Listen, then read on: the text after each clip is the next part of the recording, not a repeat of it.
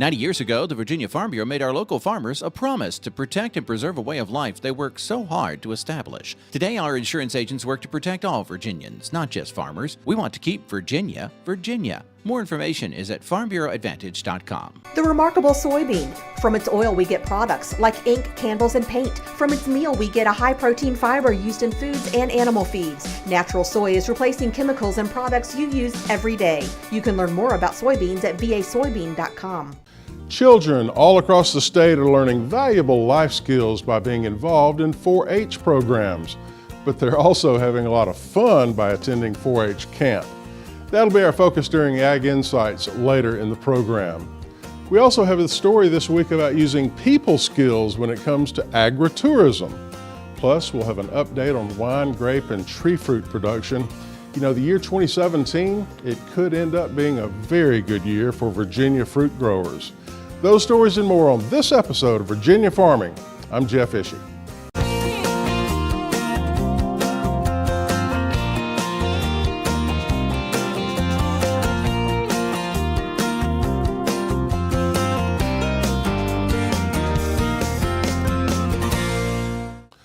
A recent report published by the governor's office indicates an increase in agritourism in Virginia.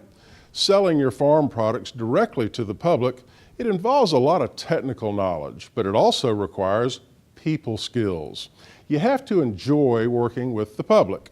That's according to Beth Lohr, who operates a roadside stand with her family in Broadway, Virginia.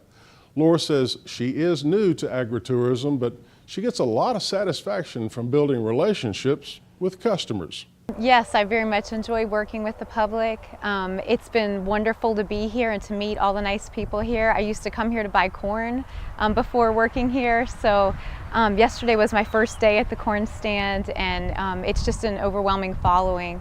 There's a lot of people who have come out here for years to buy corn, and it's been wonderful to meet all the people. Laura says agritourism it's not for everybody, but if you like people as much as you enjoy farming, well, she offers this advice. I would say go for it. There's a high demand for it now. The corn stand's been here before. I feel like there was a really big boom for agritourism, but it's just something that seems to be here to stay. People really enjoy coming out and buying their produce from local farmers, and I think it's really neat just to be able to pull the corn from the field and bring it in and sell it right here without having to go anywhere. So it's been a really good experience. For more information about getting involved in agritourism, just contact your local office of Virginia Cooperative Extension. Well, a recent survey of orchards indicates that we are looking at one heck of a crop in 2017 when it comes to tree fruit. The U.S. Department of Agriculture is forecasting apple production in Virginia to be up by 22% from last year, and peach production is now forecast to increase by 54%.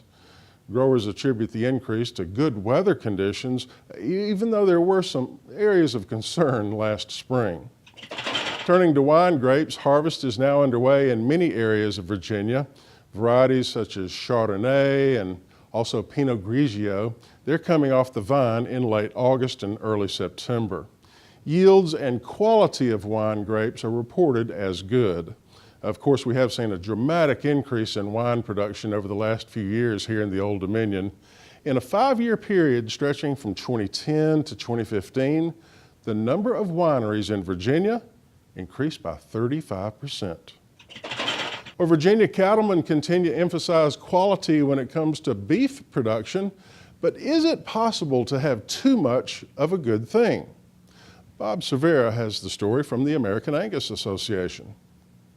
While cattle prices fell dramatically since 2014, premiums began to make up much more of the total animal value.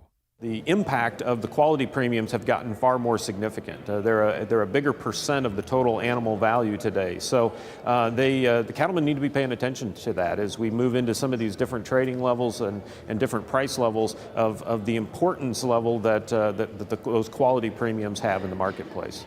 Even while 70% of the nation's fed cattle grade choice, McCulley says the incentive to produce it remains strong. I don't think cattlemen need to get concerned that there's going to be too much of a good thing out in the marketplace. We've not seen any slowing of the spreads between the premium product and the commodity product. In fact, they're continuing to separate. The Choice Select spread hit record highs in recent months, along with the premiums for reaching the certified Angus beef brand. Cattlemen need to be aware that really this increase we've seen in the quality level of the herd is a great thing as it relates to consumer demand. But at the same time, as we look at all grids and premiums are typically paid on some sort of your value, your cattle's value relative to plant averages. So as plant averages have gone up, it's important for cattlemen to understand that they need to be keeping up with that pace, because what was maybe premium cattle 5 and 10 years ago today might be just average cattle. And so being able to make sure that they're aware of where the trend is and keeping their herd in line to make sure they're able to garner those premiums on the top end. Being profitable at the ranch level means taking into consideration all the maternal and end product traits when making genetic and management decisions. They've got to have a functional herd first, and it's about making sure they're keeping in mind all of the important traits around keeping that mother cow to where she gets bred and is a good mother and raises a good heavy calf every year. But it's keeping quality in that equation as well, because keeping in mind the genetic decisions that we're making today are going to be with us for a long time. Those females we're putting back into the herd, we hope they're going to be with us 12, 14 years down the road, and the impact. So never taking our eye off of that consumer and keeping a level of a focus on quality as a balanced part of a management strategy for a commercial cow-calf producer. McCauley also says continuing to give beef consumers the product they want fuels demand. I'm Bob Cervera. Thank you, Bob, for that report. Soybean production in Virginia is now forecast at 21.8 million bushels. According to the USDA, that represents a 1% increase from 2016. State statistician Herman Ellison says the soybean crop in Virginia experienced a hot and dry growing season. However, scattered rains in late July helped in crop development. Yield is now estimated at 37 bushels per acre. That could, however, change as we've got several more weeks before soybean harvest begins. County fair season is in full swing around Virginia. County fairs are typically a reunion of sorts for the agricultural community. With livestock shows, pumpkin contests, and tractor pulls, there's always something of interest involving Virginia farmers. Numerous fairs are scheduled for September, including the Amelia County Fair in Amelia, the Rockbridge Regional Fair and Horse Show in Lexington, and the Isle of Wight County Fair in Windsor, Virginia. There's also the Washington County Fair in Abingdon, the Russell County Fair and Horse Show at Castlewood, and the Patrick County Agricultural Fair in Stuart. The 2017 State Fair of Virginia will run from September the 29th through October the 8th at the Meadow Event Park in Caroline County. Well, the poultry industry continues to make great progress when it comes to workplace safety. 2 Virginia poultry operations were recently recognized for providing a safe environment for workers. Purdue Foods processing facilities in Accomack, Virginia, and Bridgewater, Virginia, they received safety awards presented by the Joint Industry Safety and Health Council. These awards recognize outstanding performance through the implementation of innovative and effective employee safety and health programs. Well, the impact of 4-H on a young person's life can be significant. Amy Rocher will bring us a special report on that topic during Ag Insights. It's coming up next.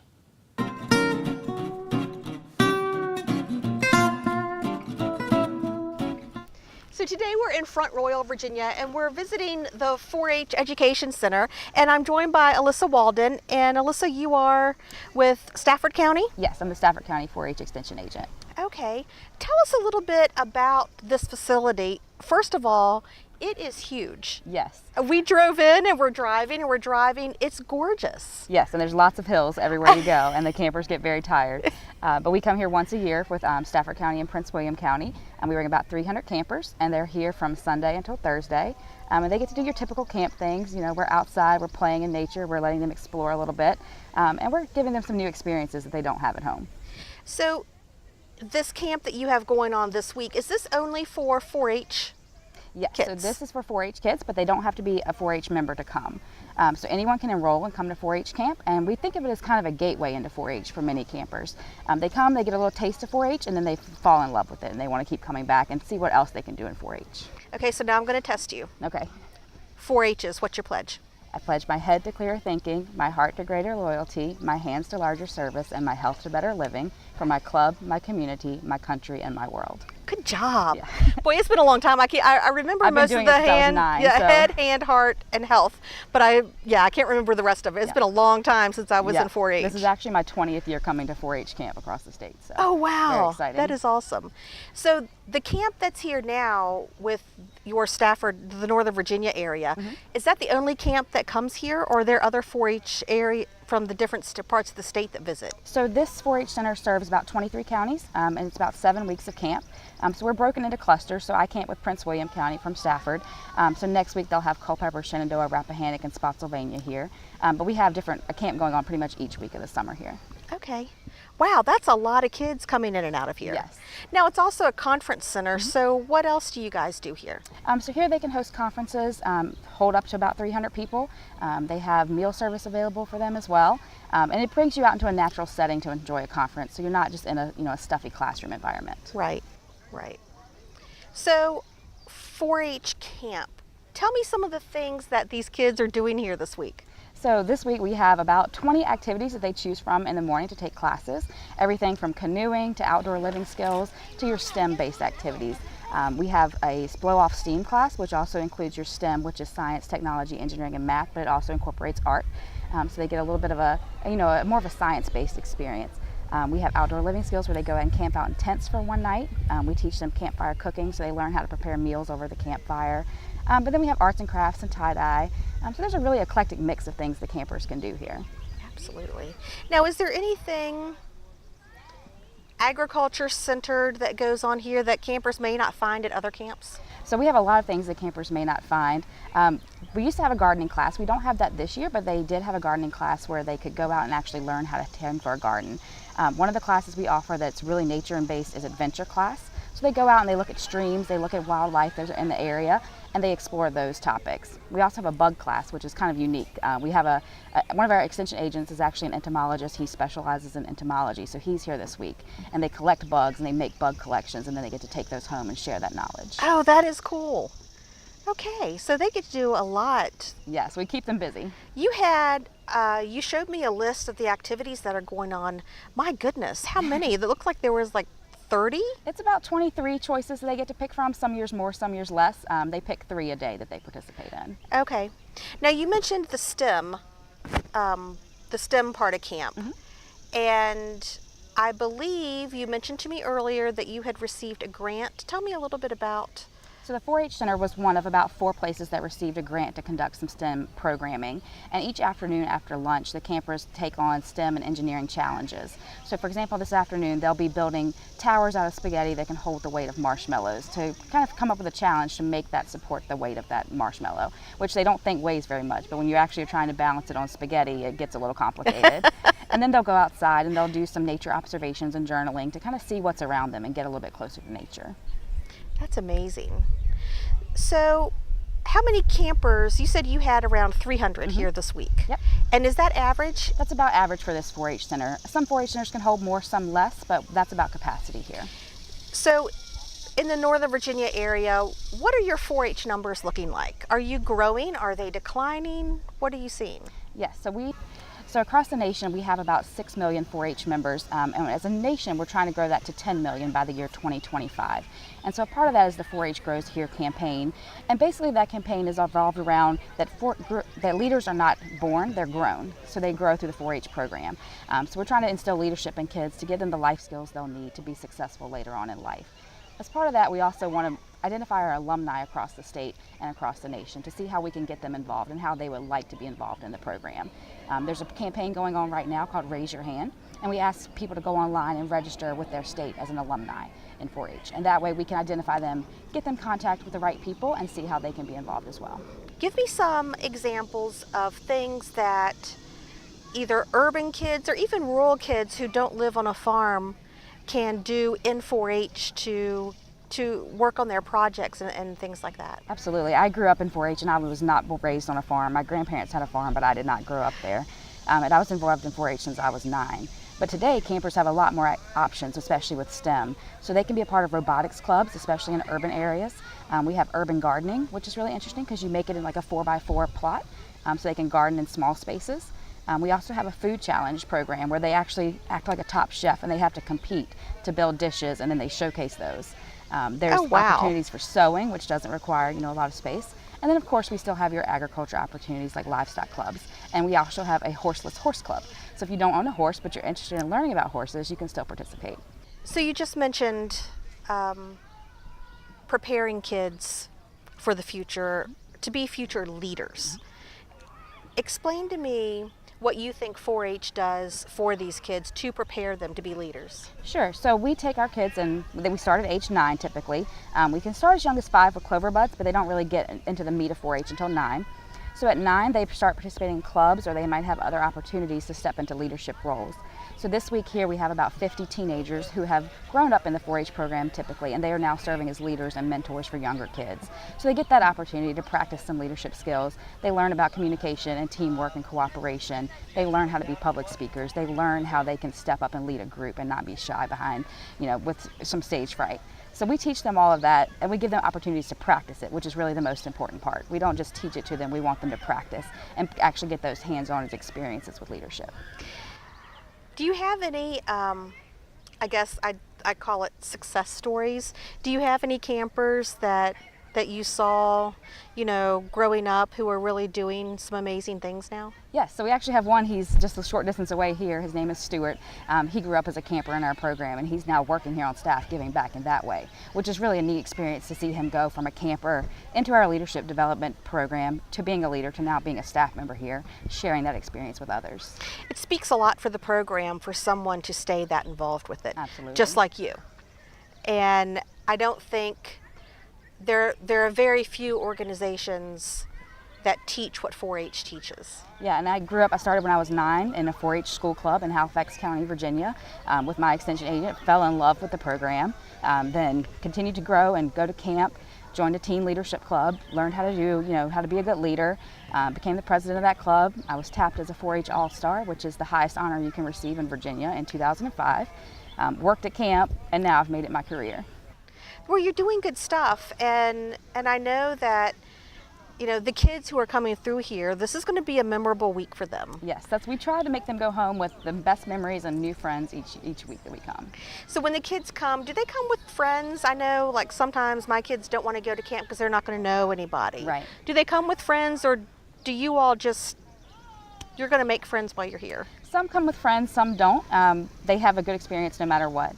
We try to pair them by age when they are in their lodges and in their rooms, so they can have some common interests. At least some things to discuss, that happen at school, or things they might be learning at the same time. And typically everyone goes home with about 300 new friends. They don't go home not knowing anyone here. So if somebody wants more information on 4-H, on getting their kids involved, or even on the camps that are available around the state, what should they do?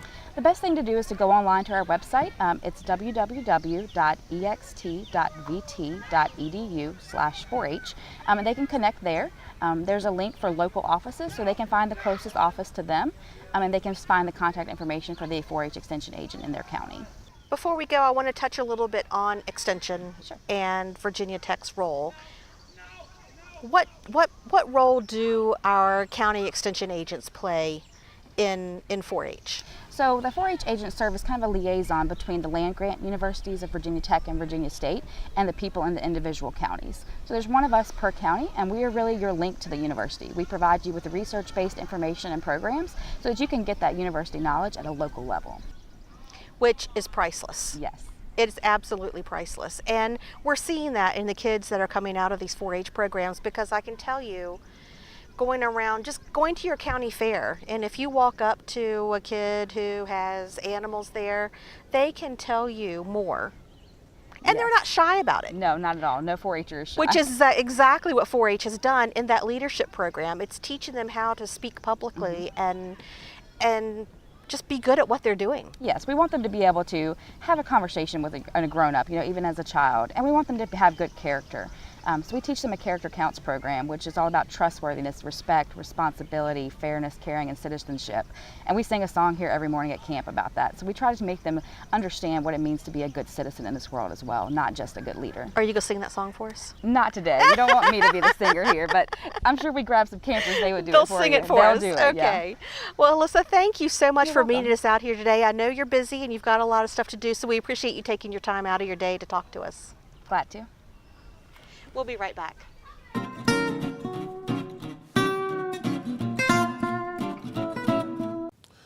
A lot of farmhouse gardens are overflowing with colorful homegrown peppers at this time of the year. Sweet peppers, banana peppers, hot peppers, and super hot peppers. Chris Mullins is with Virginia Cooperative Extension and shows us how to grow peppers from the ground up. Hi, today we're at Virginia State University's Randolph Farm, and as you can see behind me, we've got lots of crops growing, and especially peppers. Let's talk a little bit about those today. Everybody grows tomatoes in their garden, and some people grow peppers also, and people often ask me, which is easier? Well, in a lot of ways, peppers are easier to grow. So why don't we take a few minutes today, talk about peppers. I'll try to give you some production tips, and we'll see if it might fit into your garden. Well, the reason I mentioned that peppers are a little easier to grow than tomatoes is because peppers in general have less disease problems, less insect problems, and I think for the home gardener that makes them a little bit easier to grow. Peppers are a great crop, and as you can see here, we've got some really good production, nice plants, doing really well. This is more of a commercial system where a farmer would use something like this mulch covered bed with drip irrigation. But you can do the same kind of thing at home. You can make yourself till up an area and make yourself a bed to put your transplants on. I think it is important to irrigate. We use drip irrigation systems here. We use some type of hose to do that. But you can go and find soaker hoses and you can put that down. It's also important to think about some type of mulch, like straw or even wet newspaper, to go around the plants. What that does is that keeps the moisture in the soil. It doesn't let it evaporate as much. So that's a good thing to have on your peppers. I think that overall they can do really well for you in the home garden. There are lots of different types out there. These are a banana type pepper, a sweet pepper, and as you could see earlier, they are kind of a yellow color. A lot of peppers, when they mature, are going to turn into a specific color, like yellow or orange or red. A lot of bell peppers, for example, people will pick green, and that's slightly immature. If you let those stay on the vine a little longer, they will actually turn red, orange, or yellow.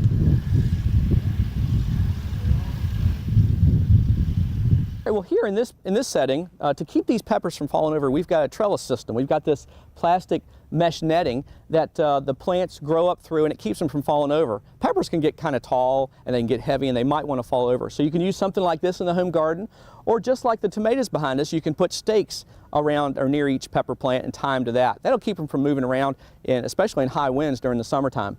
Now, pepper plants need to probably be spaced when you put the transplants in the ground about anywhere from 18 inches to 2 feet apart. It depends on the variety. Some are smaller in stature and some are larger, but if you space them that way, you're going to be fine. Another thing to think about is fertilization. It's a good idea to put down about 2 pounds of 10-10-10 for every 100 foot of row spacing before you plant. And then after you plant, about 3 or 4 weeks after you plant, you can water these with some water-soluble fertilizer, or you can go in with some granular fertilizer and add it to the side where the plants are, add it down the road to the side. That'll keep the plants moving, green, and healthy throughout their growing season. So when you're thinking about peppers, there's lots of different types out there, lots of different varieties. So as you're consulting your seed catalog in the wintertime, look for varieties that are going to fit into your production system. Look for ones that have different maturity dates, because some take longer than others. And one type that takes longer than others is hot peppers usually. Now these are habaneros here. They're an orange. They will get orange as they mature. They're very hot, but they do take a little bit longer to mature than, say, a bell pepper or a sweet banana type pepper. And we do have some of those. That's another type. These sweet banana peppers, they are going to be light green, kind of a lime color, and they're real popular on sandwiches, cut up. Really nice but sweet. And there's also another little type now that's called snack peppers. They're a sweet pepper. They're a little smaller than those, but they're just made to be snacked on. Lots of different varieties out there, so take your time and choose the ones that are right for you. And there's lots of other production tips that you can find from your local county extension office. Well, for From the Ground Up, I'm Chris Mullins, and we'll see you next time. Our pearl of wisdom this week comes from an old Irish proverb. It tells us, "A good laugh and a long sleep are the two best cures for anything." If you have a pearl of wisdom you'd like to share with us, you can do so through our website, virginiafarming.com. Remember, you can catch our show on demand anytime you like, whether it's from your dairy barn or even out in the apple orchard. It's on demand at 24/7 at virginiafarming.com. That does it for our show this week. Have a great week, everyone. I'm Jeff Ishii for Virginia Farming. 90 years ago, the Virginia Farm Bureau made our local farmers a promise to protect and preserve a way of life they work so hard to establish. We want to keep Virginia, Virginia. Anyone can be a Farm Bureau member, and there's a local Farm Bureau in every county. More information is at vafarmbureau.org.